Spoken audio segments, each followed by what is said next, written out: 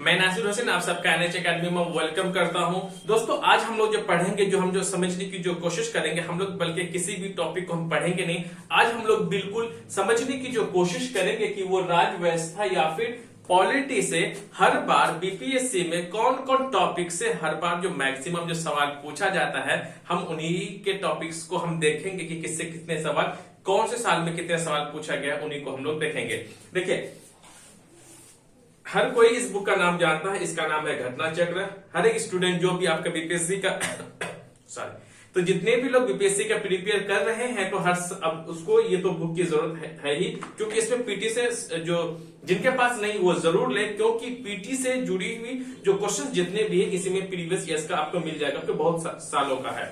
और इसमें हम लोग खास करके भारतीय राज्य व्यवस्था या फिर इंडियन पॉलिटी से इनसे मैंने समझा है, इससे मैंने एनालाइज किया है कि कौन कौन टॉपिक से ज्यादातर सवाल पूछा गया है। ओवरऑल आपको मैंने एक छोटे से क्रम में बहुत सिस्टमेटिक तरीका से आपको बताने की मैं यहाँ पे कोशिश करूंगा कि किन किन टॉपिक्स को आपको पढ़ना है।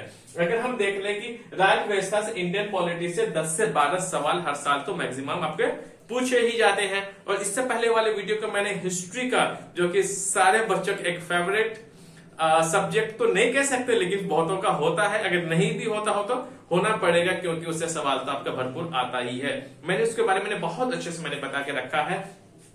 उसमें मैंने साइंस का भी बता दिया है, करंट अफेयर्स का भी है, इंडियन पॉलिटी का है, या फिर भारतीय राज्य व्यवस्था की बात करें हम, उसकी हम बात कर रहे हैं, विज्ञान की बात कर रहे हैं, इतिहास से जुड़ी हुई चीजों का मैंने इसमें बता रखा है, उसको आप जरूर देख लें। अब चलिए हम इसमें टॉपिक वाइज हम देख लेते हैं। अगर हम बात करें स्थानीय शासन या फिर लोकल गवर्नमेंट की, अगर मैं बात करूं तो ये स्थानीय शासन से अगर हम देखें 53, 56 2 नंबर के पूछे गए हैं, और 56 में ये रहा। यहां से लेकर के अगर हम टोटल देखा जाए तो सबसे ज्यादा, सबसे ज्यादा तो नहीं कह सकते, सबसे ज्यादा नीचे में, फिर भी 13 नंबर का सवाल ज्यादातर इन्हीं टॉपिक्स में पूछा गया है। मैं उन टॉपिक्स की बात करूंगा जो आपके लिए अति महत्वपूर्ण है, मोस्ट इंपॉर्टेंट टॉपिक है, हम उसी के बारे में बात करेंगे।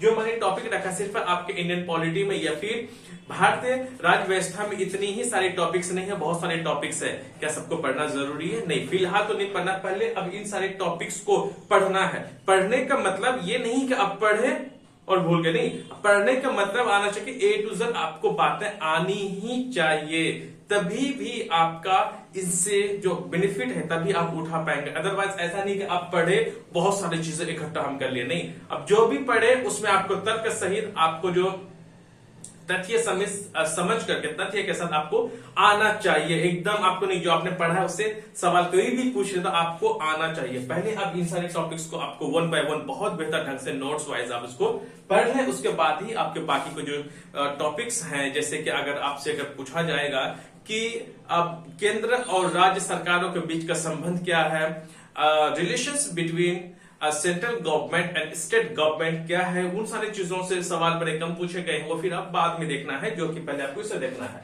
अब देख लीजिए, हम देख लेते हैं कि मोस्ट इंपॉर्टेंट इसमें यह है कि संसद एंड कार्यपालिका, पार्लियामेंट एंड लेजिस्लेचर से कई बार सवाल पूछा गया, जो कि आपके लिए अति महत्वपूर्ण है। इन सारे सवाल हैं आपके पास संसद से।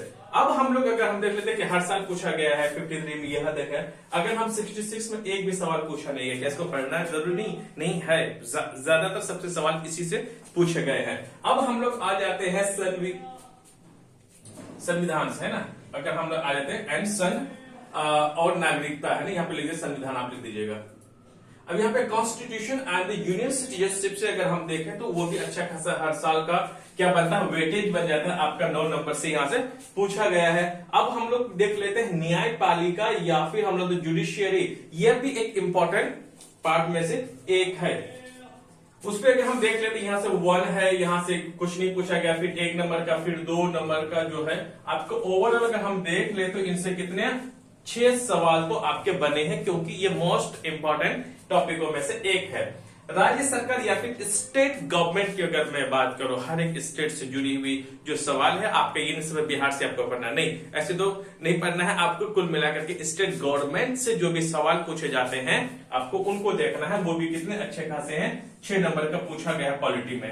अब हम लोग देख लेते हैं संवैधानिक विकास की मैं बात कर लूं, कॉन्स्टिट्यूशनल डेवलपमेंट, आपको हिस्ट्री में भी पढ़ना पड़ेगा थोड़ा सा पार्ट, और साथ में आपके इसमें आपकी जो पॉलिटी है, आपकी फिर राज व्यवस्था है, उसमें तो आपको पढ़ना ही पड़ेगा। कौन सा? वो रहेगा संवैधानिक विकास या फिर कॉन्स्टिट्यूशनल डेवलपमेंट। अगर हम देख लें तो उसमें कितना आपका 5 नंबर का पूछा गया है। अब हम लोग देखते हैं मूल अधिकार या फिर फंडामेंटल राइट्स की अगर हम बात कर लें तो इनसे भी जुड़ी हुई कुछ सवाल जो आए हैं हर साल, वो 3 नंबर का आया है। उतना ज्यादा तो नहीं है, लेकिन आपको जानकारी के लिए, एक नॉलेज के लिए, ये ज्ञान के लिए तो आपको पढ़ना ही चाहिए। अब आ जाते हैं हम लोग यहाँ पर देखने के नीति निर्देशक तत्व और मूल कर्तव्य की अगर हम बात कर ले, याद रखिएगा आप इसको लिख लें, directive principle of state policy. फिर से मैं रिपीट करता हूं, जगह कम थी इसलिए मैंने यहां पे कम लिखा है। Directive principle of state policy या फिर एंड फंडामेंटल ड्यूटीज से भी देखें हम तो बड़े कम सवाल पूछे गए हैं 1 नंबर का, लेकिन इसमें कुछ चीजें हैं जो मोस्ट इंपॉर्टेंट है, जो कि मैंने घटना चक्र मैंने देखा। उसके बाद और सभी जो आपके प्रीवियस ईयर्स का जो भी पूछा गया है, मैंने वहां सबको भी मैंने थोड़ा सा मैं पढ़ भी रहा हूं। मैंने फिलहाल तो मैंने इसी को स्टडी बहुत बेहतर ढंग से मैंने किया है, और बहुत सारे जो एक्सपर्ट फैकल्टी है, खासकर बीपीएससी में जो सवाल पूछा गया है, उनका भी यही मानना है कि इन्हीं सब टॉपिक से सबसे ज्यादा पूछा गया है। आप किसी से भी पूछ लें, आपको सबसे ज्यादा टॉपिक्स यहीं से ही आपको मिलेगा।